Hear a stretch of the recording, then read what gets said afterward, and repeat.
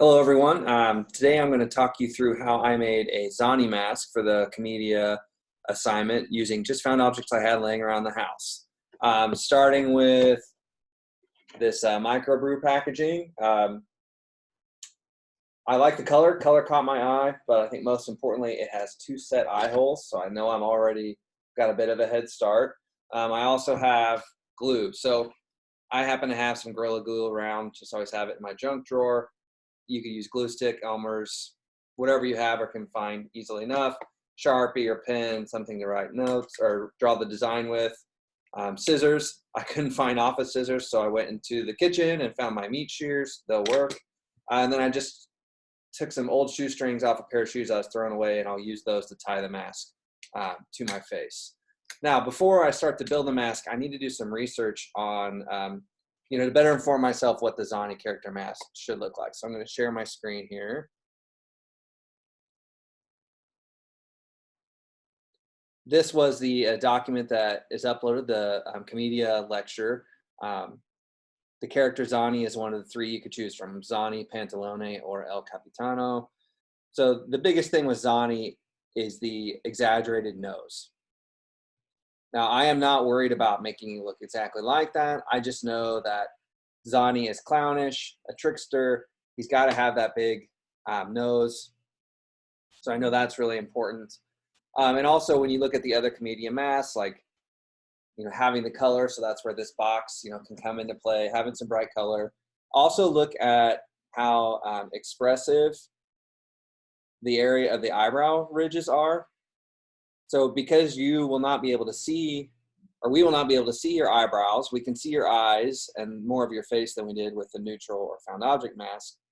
But having some type of expressive qualities to the mask forehead can really help. And that could be tricky, but I think I got an idea of how I'm going to do it with the beer packaging. So that's what I know the mask has got to look like. All right, back to me. All right, so the first thing I'm going to do is break down the box and see how easily I can look through these holes. Okay, so I have it deconstructed. Just do a little test here. So I actually can see through it really well. It's a little nice addition. I don't have to figure out where the eye holes need to go. But if I look at this and looking at the mask research, I know that I need larger eyes. So I have full field of view on both sides. I'm worried about this blocking my mouth. In this mask, you're going to need to perform and use your voice and a character. So you need to make sure your mouth is clear. So I probably am going to cut, kind of up here, following my mouth. And then also, what's my mask shape? So we saw the examples, like they tend to kind of follow the edge of the face, kind of come around. I left these flaps on here. I probably will cut them off. I don't really need them. But you can see like this material is pretty much a neutral green. I'm not that worried about the writing. Kind of blend in, so I'm not too concerned. But my next step again is to cut those eye holes larger and draw the face shape. And to do that, I'm going to use the back with my Sharpie. So I'll pause it and then show you the shape that I'm going to cut out with the Sharpie. Okay, so I have it drawn out. I'm kind of pushing it up to my face. I had to take my glasses off. I'm kind of looking like I think it will extend pretty far back.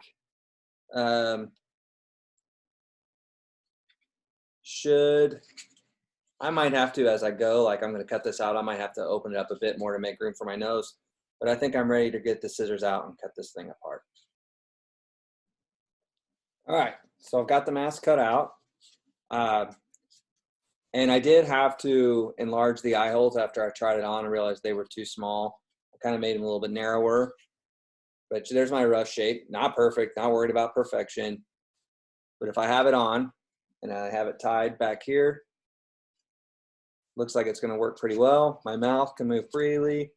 Not worried about that. Okay, so I'll turn it around here. So that's where I'm at right now. Now I'm going to give some thought to the eyebrows, and I'll check back in with what I come up with. Okay, So here was my brainstorm. I took a test of my box.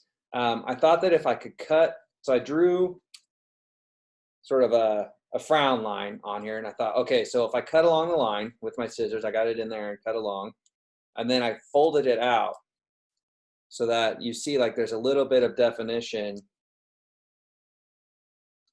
to differentiate that brow ridge. So yeah, like some of my skin might show through, and I might have to tweak it a little bit, but I think that will at least give some of that definition of the face. So that will be my next step, is to draw. I'm going to draw the kind of line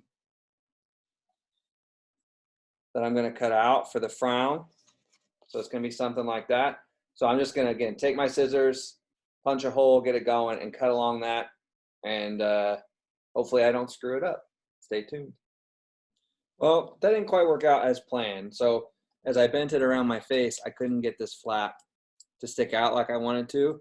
So what I ended up doing was just kind of cutting a double line and making that frown line a cutout.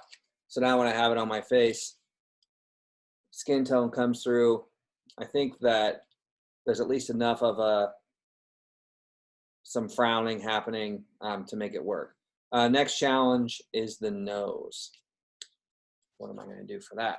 Now I could find a found object to glue on there. That could work.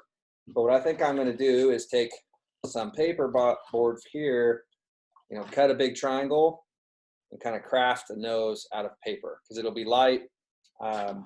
Principles of art and design, the colors are still going to match, so I think it'll look like one cohesive Zanni. So I'll check back in when I've got that triangle cut out. All right, so looking at this box, and obviously it's got the fold, so I think I can kind of take advantage of where it's already folded and make a pretty long nose that'll be lightweight for Zanni. So this is the pattern that I drew on the outside. Just a simple triangle that's going to fold, and then I'm keeping these flaps because this is what will fold in, and that I will then glue to the face of the mask. So I'm going to cut this out and go to the next step. All right, so I've got the nose cut out. Actually folds together pretty nicely. We'll see what it's going to look like on the mask. Sits right there. Not too bad. I get a bit of a bird vibe from it. Could be the orange color, but also that straight beak. And if you remember the pictures of Zanni, he has kind of often more of a hook nose. So what I'm going to do is I'll go in and I'll make a couple cuts right here that allow me to bend the front of this down. So I'll show you that next step. Okay, so that wasn't too hard. Just a couple of cuts there, and then I can bend it down and glue it. And now maybe a little bird-like, but not so much a beak anymore. So I'm going to glue this all together and show you what it's like when it's all assembled. All right, so here it is all glued together. I'm pretty excited about it. It came together rather easily. So here's what it looks like on. I can see well, I can speak well. It's really light, obviously, so I'm not worried about it falling off. Looks pretty good. There's that sort of bird-like quality that you've seen in the videos. So I'm confident that this will work for me. Next up, I'm just going to put the shoestrings in. Pretty simple, punch a hole, tie it on either side. Nothing too difficult there. All right, so a couple of simple shoestrings punched through the side. I went ahead and glued them on there so that they wouldn't pull through, but it fits really well. Can move around. Do all the stuff that Andy's going to teach you to do. I'm just here to help you get a mask made. So I'm pretty happy with this. Now, here, I'll get close. So you can see I've got the brow ridge. I've got good eyes. I can use my mouth, no problems. So something I'm thinking about doing right now, would be to take the Sharpie that I have and maybe edge some of these things to really pronounce them, add some more lines underneath. It's a little risky. I don't know that it needs it. It's risky because I could put a line down that I don't like and it's Sharpie and I'm stuck with it. But I'm going to give it a shot just to help, add some more features. Or I could have stopped right here and I think it's good to go. So I'll show you the end result after I draw some lines and hopefully don't mess it up. All right, so I went in with the Sharpie, tried to add, some details. I went around the eyes, the crease, kind of where the nostril would be. If you think about your nose here. Well, look at when I'm squinting, I got lines here around my nose. So that's what I tried to add to the mask.